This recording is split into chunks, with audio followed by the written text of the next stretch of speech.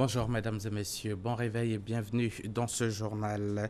Le président de la République de Turquie, Recep Tayyip Erdogan, a entamé une visite officielle de 48 heures en Côte d'Ivoire.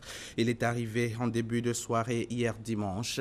Il a été accueilli par son homologue ivoirien, le président Alassane Ouattara, à l'aéroport international Félix Houphouët-Boigny d'Abidjan. Le compte-rendu de cette arrivée avec Viviane Haïm. Le président Recep Tayyip Erdogan en visite officielle en Côte d'Ivoire depuis ce dimanche 28 février, à l'invitation de son homologue ivoirien, le président Alassane Ouattara. C'est un pas supplémentaire dans la volonté des deux chefs d'État de créer une coopération forte entre leurs deux pays. En mars 2015, c'est le chef de l'État ivoirien qui effectuait une visite officielle en Turquie, à l'invitation de son homologue turc. De mémoire des citoyens des deux pays, jamais auparavant un chef d'État ivoirien ne s'était rendu en Turquie, ni un chef d'État turc n'était venu en Côte d'Ivoire. C'est donc heureux de cette arrivée que le président de la République, Alassane Ouattara, et son épouse ont accueilli le président de la République de Turquie, Recep Tayyip Erdogan, et son épouse.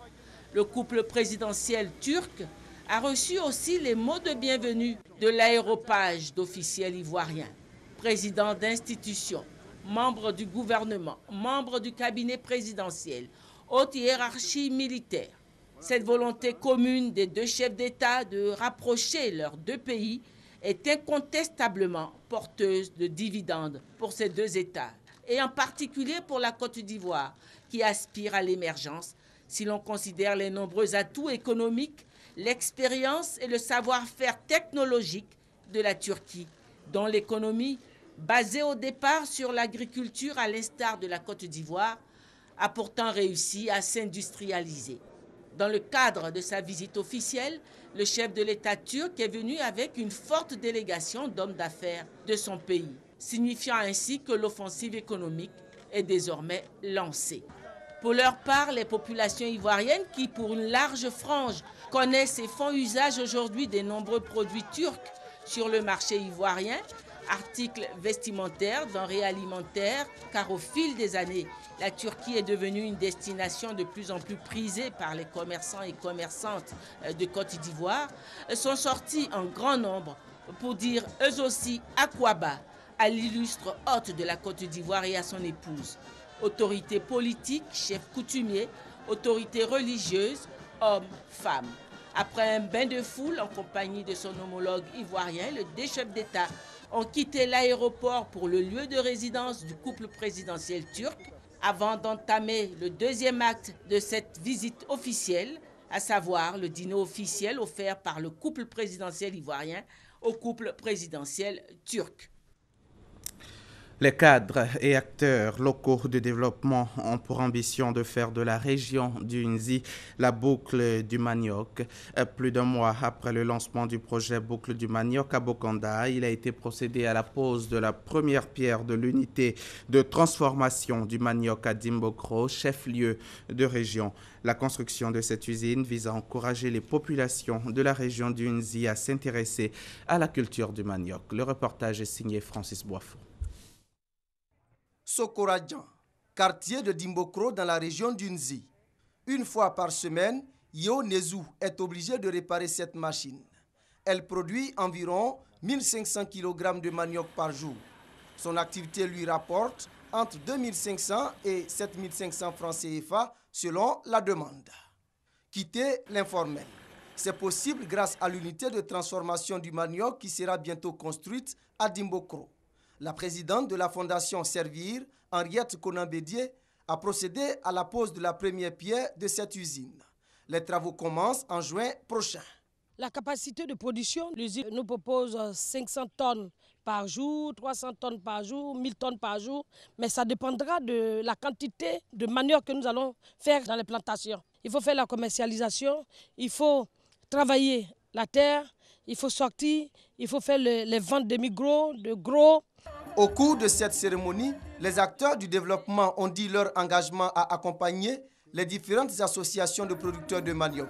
Ils sont conscients de ce que la culture du manioc va générer des ressources et se substituer à la culture du cacao, autrefois source de richesse pour la région.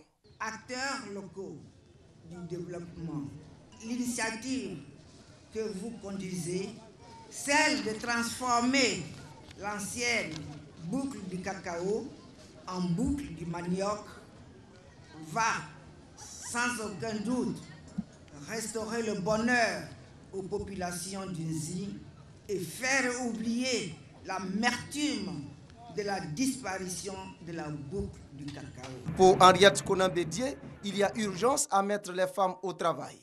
Elle a fait don de 3 millions de francs CFA aux femmes amazones de Dimbokro pour l'achat de boutures de manioc. Un geste qui traduit la volonté de la présidente de la fondation Servir à lutter contre la pauvreté en zone rurale. Le ministère de la Salubrité urbaine et de l'Assainissement, en collaboration avec la Nassur et l'ENSOA, l'École nationale des sous-officiers d'active, a procédé samedi 27 février dernier au ramassage des déchets et sachets plastiques sur le long du littoral à Port-Bouët. Objectif, arriver à l'insalubrité zéro pour l'assainissement de toutes les localités du pays. Ahmed Traoré, Moussa Konaté. Guy est enseignant et habite le sous-quartier de Jean Folly dans la commune de Port-Bouët. En déambulant à travers les rues de son quartier, il se rend compte de l'ampleur que prend l'insalubrité. Effectivement, c'est incompréhensible parce que là, ça obstrue la circulation, ça crée aussi des accidents. Mais si à chaque fois on encombre la chaussée, effectivement, nous tous, on a beaucoup à y perdre. Ce désordre-là n'avantage personne. Ordures ménagères, occupation anarchique, autant de désordres que Anne Désiré Ouloto veut éradiquer. La ministre de la Salubrité urbaine et de l'Assainissement affiche sa détermination. Son défi est d'arriver à l'insalubrité zéro dans toutes les communes. C'est une initiative citoyenne que nous voulons partager avec les Ivoiriens. Cette initiative consiste donc à venir libérer notre capitale de tous les déchets, les sachets plastiques, les papiers qui malheureusement envahissent nos rues et donne cette image de ville insalubre, de ville sale, de ville malsaine. La ministre Anne Désiré Ouloto n'est pas seule dans ce combat. L'ENSOA, l'École nationale des sous-officiers d'active, en collaboration avec la NASU, Agence nationale de la salubrité urbaine, entendent apporter leur soutien. L'armée ivoirienne, de par l'École nationale des sous-officiers, n'a pas voulu rester en marge et elle a voulu poser un acte civique d'un premier temps et d'un second temps montrer à la population comment, un tant soit peu, elle devrait se comporter compte tenu de son cadre de vie. Un effectif de 150 éléments de l'ENSOA sera déployé tous les week-ends durant une période de 2 mois sur des sites identifiés afin de les nettoyer. Le 22 janvier dernier, un soulèvement des sucriers de Ferkessé-Dougou contre leur employeur avait fait plusieurs dégâts matériels et un blessé. C'était pendant une période d'arrêt de travail décidée par les travailleurs temporaires appelés saisonniers qui demandaient de meilleures conditions salariales. Le gouvernement s'est saisi du dossier pour diligenter la médiation. Aujourd'hui, le calme est revenu. Les activités ont repris de plus belle dans ce complexe industriel, poumon de l'économie de la région du Tchologo avec plus de 6 000 emplois. Le constat avec Léon Brou, notre correspondant sur place. Dernier mardi de ce mois de février dans les unités industrielles de Ferkessé-Dougou, réunion de direction à l'administration. Dans les champs de canne, à l'entrepôt comme dans les différents ateliers de l'usine, sous-traitants, contractuels et employés permanents sont à leur poste.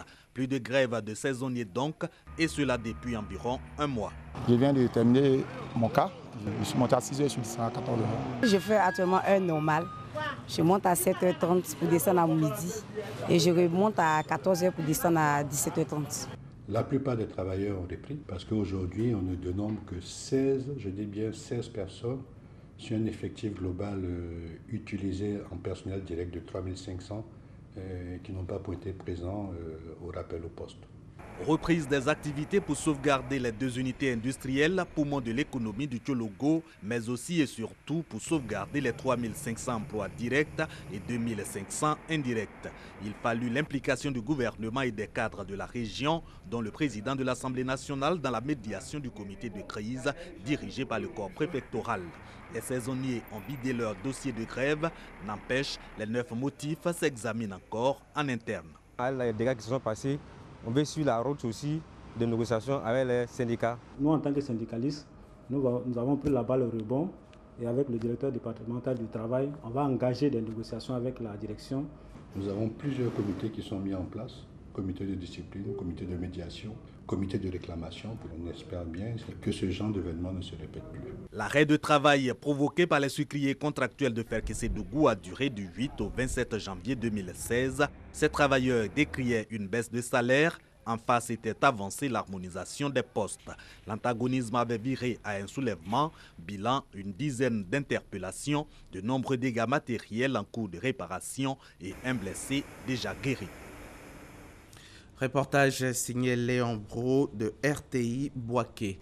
Les résultats des élections législatives et des membres de l'Assemblée des experts chargés de nommer le guide suprême et éventuellement le démettre tombent par petites touches, mais d'ores et déjà les résultats partiels. La coalition donc des réformateurs et modérés peut être satisfaite des résultats partiels qui lui parviennent, en particulier de Téhéran, où l'intégralité des 30 sièges en jeu leur revient.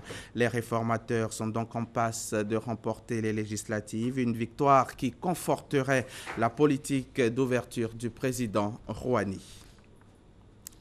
6 personnes, dont 5 sauveteurs, ont perdu la vie dans la mine russe de Severnaya, dans la région arctique de Komi, samedi 27 février dernier. Elles ont été fauchées par une explosion alors qu'elles s'efforçaient de secourir 26 travailleurs portés disparus après un premier coup de grisou survenu jeudi dans cette mine de charbon.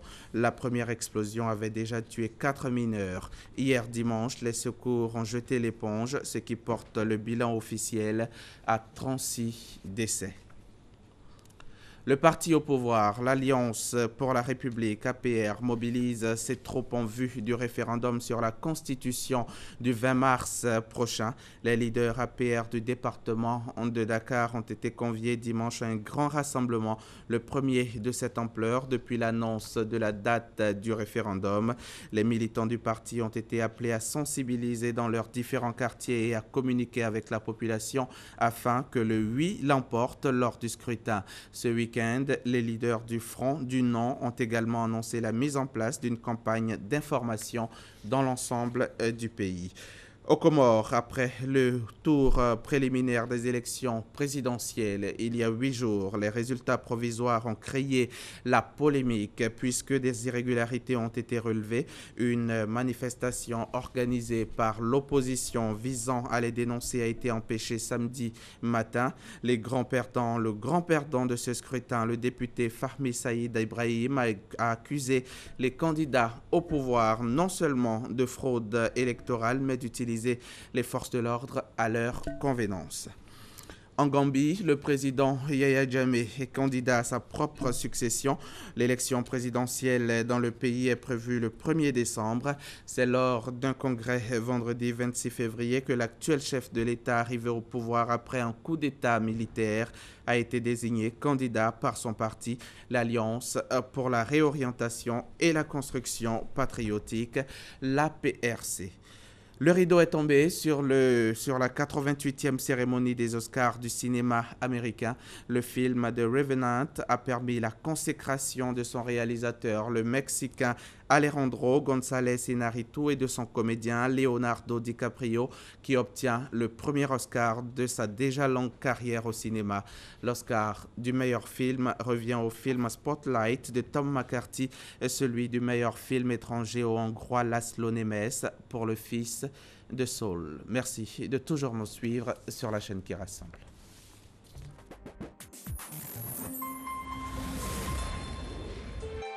RTI 1, la chaîne qui rassemble.